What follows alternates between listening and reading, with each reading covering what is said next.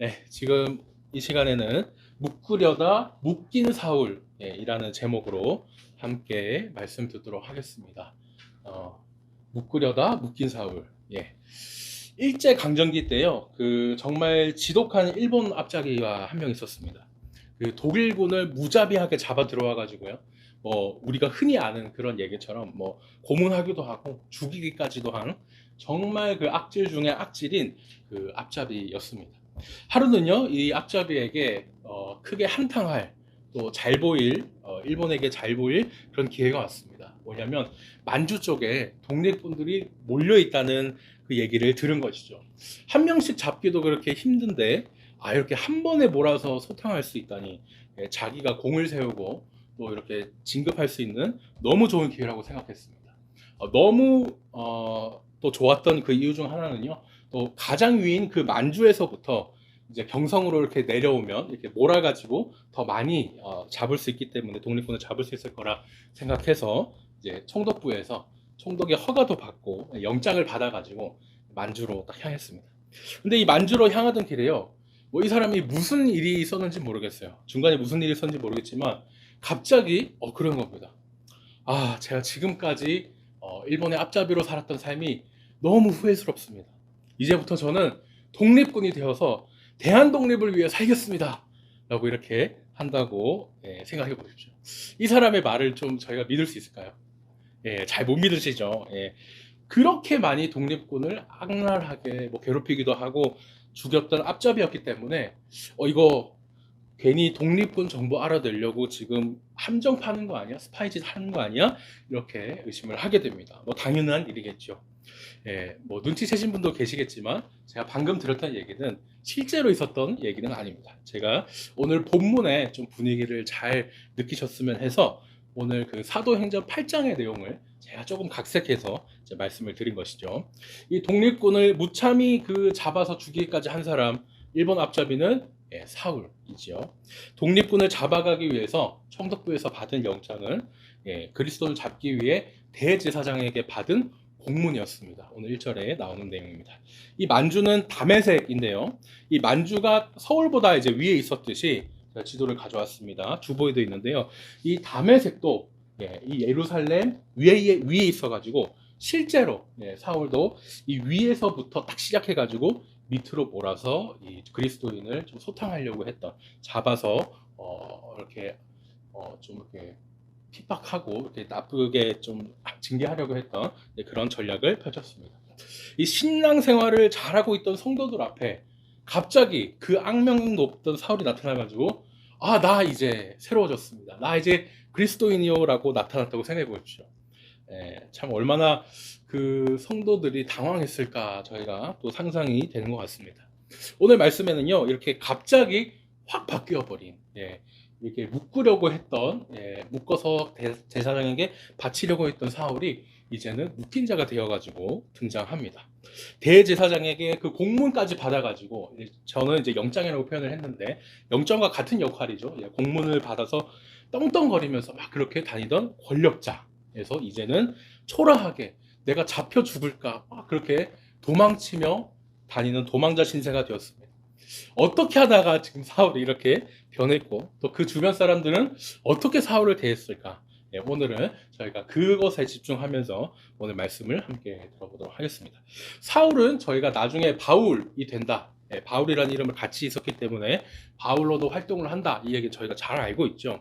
그런데 성경에서 사울이라는 이름은 그 구약의 사울 왕을 빼고는 저번 주 본문이 돼가지고 처음 나왔습니다. 뭐냐, 스데반이 돌 맞아 죽을 때죠. 그때 당시에는 이제 유대교에서 사람을 돌려쳐서 죽일 때도 일종의 사형 집행이기 때문에 절차를 좀 따라야 했습니다. 이 사람이 죽을 죄를 졌다니까요? 하고 말하는 그 증인이 그 처벌에도 앞장서고 증인이 되어가지고 앞서서 돌을 던지는 것이죠.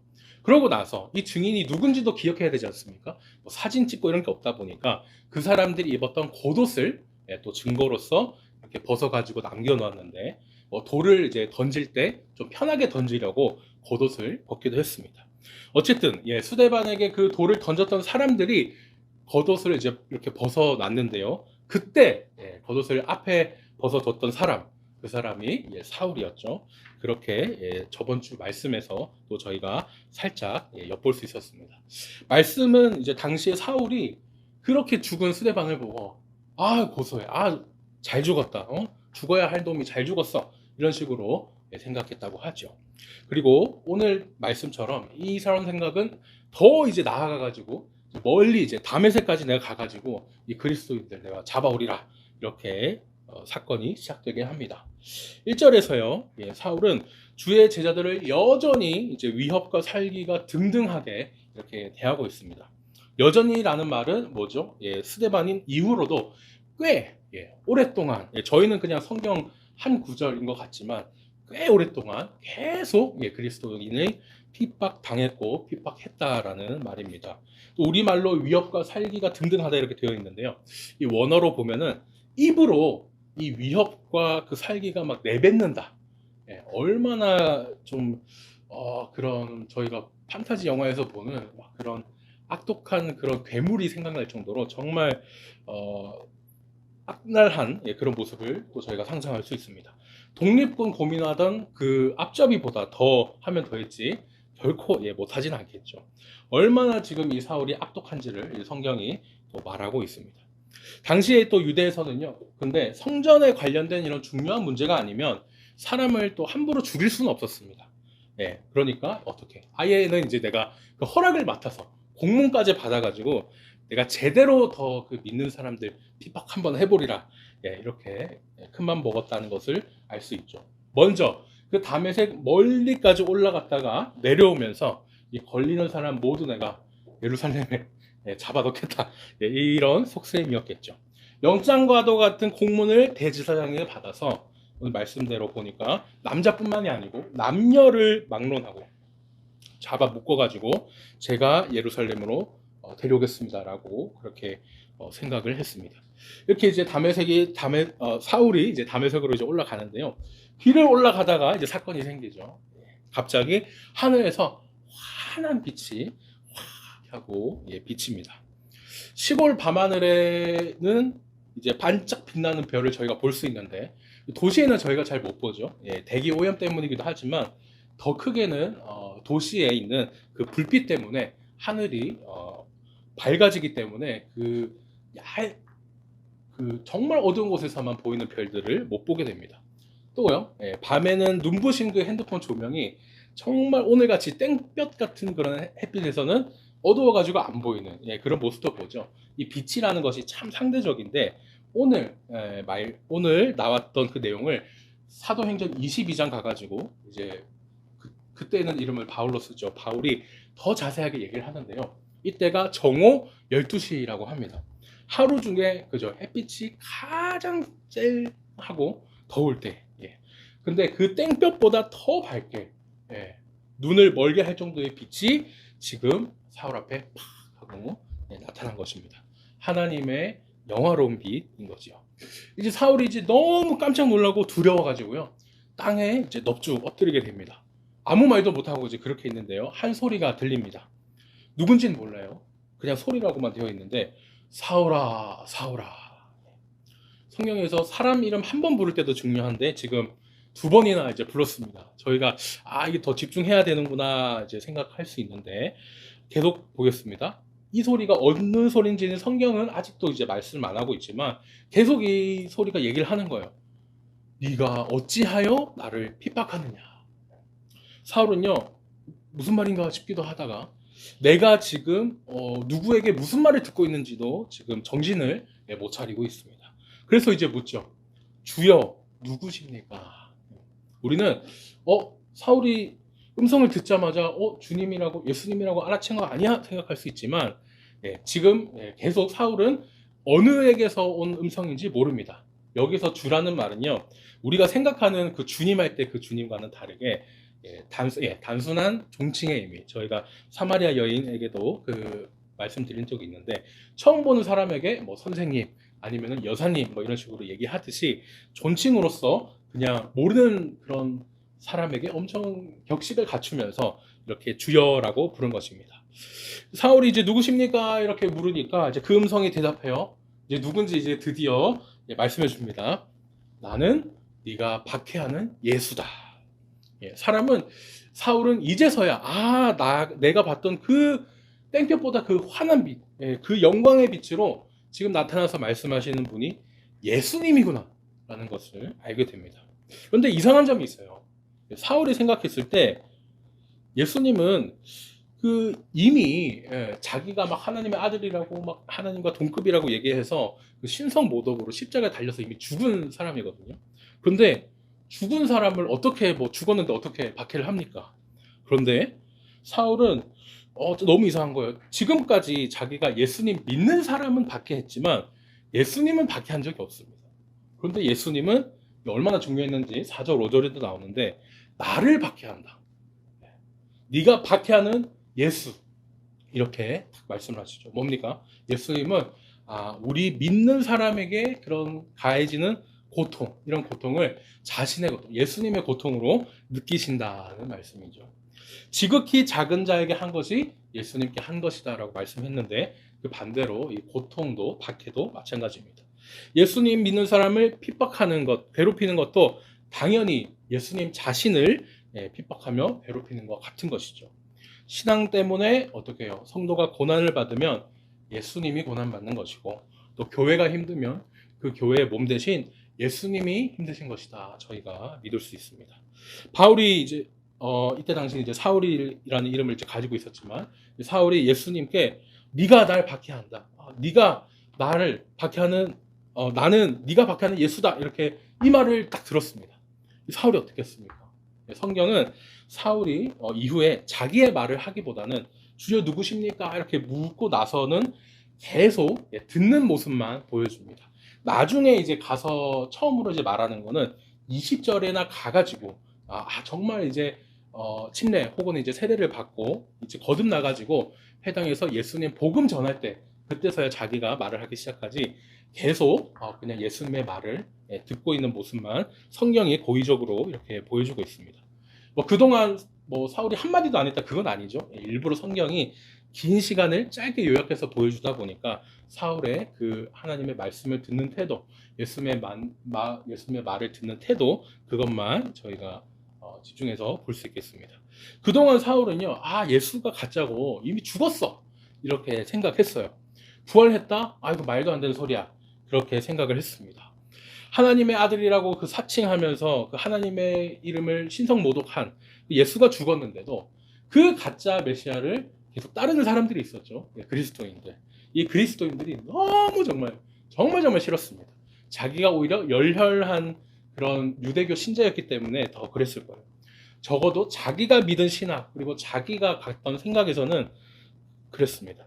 그런데 그 죽고 사라졌다, 없어졌다라고 생각했던 예수가 사실은 정말 부활해가지고 지금 자기 앞에 이렇게 나타나는 거죠. 나는 내가 진짜고 예수가 가짜인 줄 알았는데 반대죠. 내가 가짜고 예수님이 진짜였습니다. 막 부끄럽기도 하고 민망하기도 하고 죄송하기도 하고 어리벙벙하고 말로 다 표현할 수 없겠죠. 이 놀라 이제 엎드려져 있던 사울은요, 예수님이 시키시는 대로 계속 그 말씀을 듣습니다. 뭐라고 하십니까? 너는 일어나서 다메섹 성 안으로 들어가라. 거기에 내가 해야 할 일을 말해줄 사람이 있다. 당시 사울과 같이 있던 사람들도요, 무슨 소리가 나기는 하는데 앞에 아무것도 보이지 않으니 깜짝 놀라 그냥 가만히 서 있었다고 합니다. 예수님의 말씀대로 이제 사울이 일어나서 눈을 떴어요. 그런데도 계속 보이진 않았으니까 같이 왔던 그 사람들에게 이제는 자기가 끌려가가지고 다메섹 성 안으로 들어가게 됩니다. 원래는 어때요? 자기가 다메섹의 그리스도인을 이제 묶어가지고 끌고 그 대제사장 앞에 끌고 가려고 했는데 오히려 이제 지금 자기가 다른 사람들이 끌려가지고 다메섹 성 안으로 끌려가고 있습니다. 이 성 안에서요, 사울은 이제 사흘 동안 이렇게 먹지도 마시지도 않고 계속 있었습니다. 그때 이제 하나님이 아나니아를 부르시죠. 성경에는 이제 3명의 아나니아가 나오는데요. 다 이제 다른 사람들입니다. 오늘 아나니아는 다메섹에 있던 유대인인 제자였습니다. 이 제자를 불러가지고 하나님이 그러시는 거예요. 직각, 그러니까 꼭 버든 길이라는 그런 뜻인데 지금으로 치자면은 최고 번화가 같은 곳입니다. 예, 그 집가라는 거리에 사울이 있다. 예, 그 집에 사울이 있는데 그가 기도하고 있으니까 그를 찾아라.